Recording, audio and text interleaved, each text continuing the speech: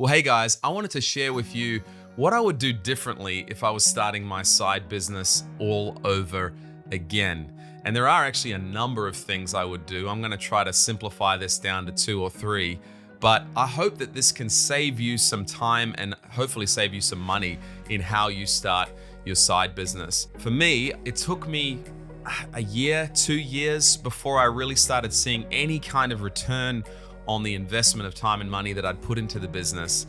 And it was tough. I was actually to the point where I was thinking, I don't know if I can do this. I've put in so much time, I've put in so much of my money, and it just wasn't working. The clients that I'd approached were rejecting me. They were saying my prices were too high. They weren't seeing value in what I was providing. And really, a lot was going on within my own heart to kind of doubt whether or not I could even do this. And so I do want to say that no matter how you start, it's not going to be easy, okay? And I guess you kind of know that, but it might be a little bit of a reality shock as you start getting into the details and as you start investing more and more of your time. You're going to get to some points where you feel like, man, I don't know if I can do this. It will be hard, especially if you're juggling a full-time job, if you're juggling kids and a family and other responsibilities. It is gonna feel like it's hard, and I can't really sugarcoat that, but hopefully I can give you some advice from my journey as to how you can make it a little bit easier. So let me share a few things that I would do differently if I was doing it all over again.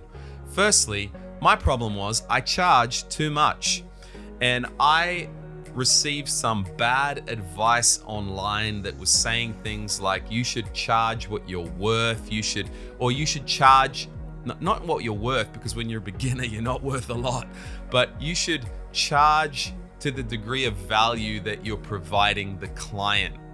And I took that and I thought, okay, I'm gonna be sending them all this business, and because I was doing kind of marketing for them, and it's gonna really help their bottom line. Yeah, that's awesome.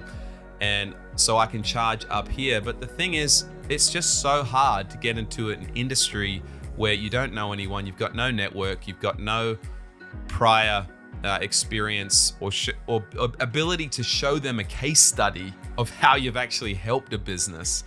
This is a problem. And so if you go in expecting a high amount and you've got nothing to show for it, it's just bad advice. And what's gonna happen is you're gonna approach all these potential clients and you're gonna get no's.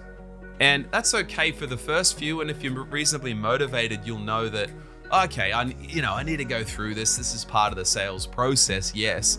But it gets to a point where there's so many no's, you start thinking, man, maybe I don't have anything to offer. And the problem is just that you're too expensive. So what is the solution? Number one, it's work for free. Start by working for free, or help a family friend, help someone else's business who you know, do them some favors, show them, use it as case studies. I recommend that you start at the bottom and work your way up, because at least then you can get some wins. Get some wins under your belt. For me, I was providing these leads to the businesses, but they weren't making sales. And I needed to be able to show a future client that, hey, I've got these businesses some sales, and I can't keep charging them if they're not getting sales. And so they weren't even willing to give me any money. So I started off on a commission. So for me, after all that disappointment of getting all those no's, I just decided, man, I just got to get a foot in the door.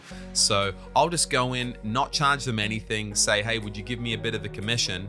And that was when I first got my first payment, because they actually made some money off me and were able to send me a commission. Now, I will say later on, they ripped me off. That's a whole nother story. But it was the first money that I got paid, and yeah, it felt good to be paid. So I would say start working for free at the beginning when you don't have any experience. The second problem I had is that I kept getting distracted by different strategies, and I would start off with web design, and maybe I'm gonna do some design for some businesses and make them a simple website. And then I would start moving to maybe I can provide them SEO and things like this. And then I moved into lead generation, and I was always fascinated by the next thing. Some people call that shiny object syndrome. And what that means is every time that you change your strategy, you start from zero. Okay, I wasn't thinking this through. I was just always thinking, oh, this looks a little bit better, so I'm gonna go for that. And let me tell you, there's always something that looks a little bit better. In fact, the grass is always greener on the other side of the fence, is what I've found in the business world. And I am still massively tempted to this day to keep changing my business. And recently I've been looking into other things like building chatbots. I've been playing with that. I even paid for a chatbot subscription this month, and I have just gone back and canceled it because I realized, what am I doing? Although there's so much opportunity there, and that's what often tempts me in, is I see opportunity, it's not the thing that's currently making me money. And so I've got to look at those areas that are actually gonna produce for me today. And so that is why you don't want to get distracted and always be looking at it for a better business model. Yes, there are times to pivot, I get it. And I've certainly done that. And there've been some pivots I've been very happy that I have made. For example, one of those was I was doing a lot of business in Australia, and I live in Hong Kong, and it was very hard for me to manage my client relationships. So I pivoted to looking for clients in Hong Kong rather than Australia. That has been infinitely better. I can meet them face to face. I can use my personal presence. It's for me rather than just always being online with clients. So there are some pivots that make sense, and I'm sure we'll talk about that in another video. But in this case, I want to encourage you, don't keep looking for the better business model. Stick with something.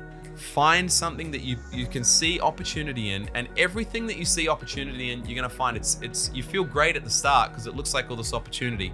And then as you get into the details, you start realizing, oh, it's pretty hard. And then you start looking for another opportunity and it seems great at the start. And then as you get into the details, you realize, oh, this is hard too.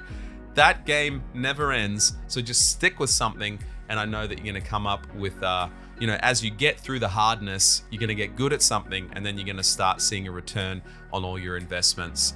And the last thing, well, it's really not the last thing because this video could go on for hours, but I was thinking too much about my own business, and that is a problem, is when you're thinking too much about yourself, you're not focused on how you can help your client, okay? And what happens is you end up always kind of negotiating from a point of me trying to get the most out of it. And that doesn't work. That doesn't work in life. I should know better, but I just realized instinctively, like kind of naturally, I was always trying to get the most out of a deal. And maybe some of your personalities are not like that. I think I'm kind of built that way, like inherently selfish. And I got to fight that temptation, because really in business, you reap what you sow. I think in life, you reap what you sow. I certainly believe that's true.